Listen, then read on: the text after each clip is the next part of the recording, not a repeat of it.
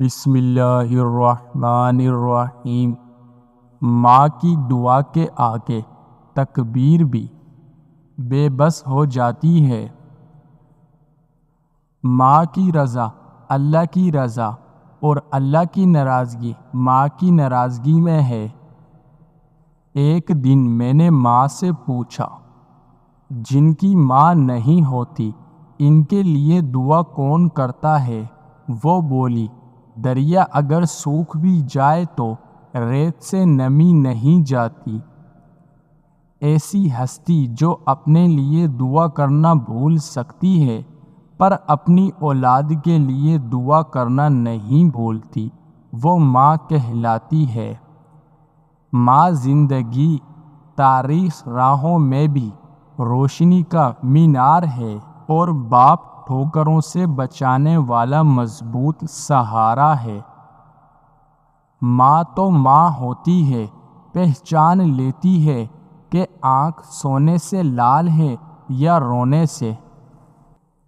ماں تو ماں ہوتی ہے، مشہور ماں کی ممتا ہے کائنات میں۔ بے لوث پیار ہے تو ماں کا پیار ہے۔ یاد رکھو، دنیا میں ہمیشہ رہنے والا رشتہ اگر کوئی ہے تو وہ ماں کا ہے، جو تکلیف برداشت کرتی ہے مگر اولاد کو سکون پہنچا دیتی ہے۔ مجھے آنکھ اور پھول میں کوئی فرق نظر نہیں آتا۔ اگر دنیا آنکھ ہے تو ماں اس کی بینائی ہے، اگر دنیا پھول ہے تو ماں اس کی خوشبو ہے۔ سخت سے سخت دل کو بھی ماں کی پرنم آنکھوں سے موم کیا جاتا ہے۔ بغیر لالچ کے اگر پیار ملتا ہے تو صرف ماں سے ملتا ہے، صرف ماں سے۔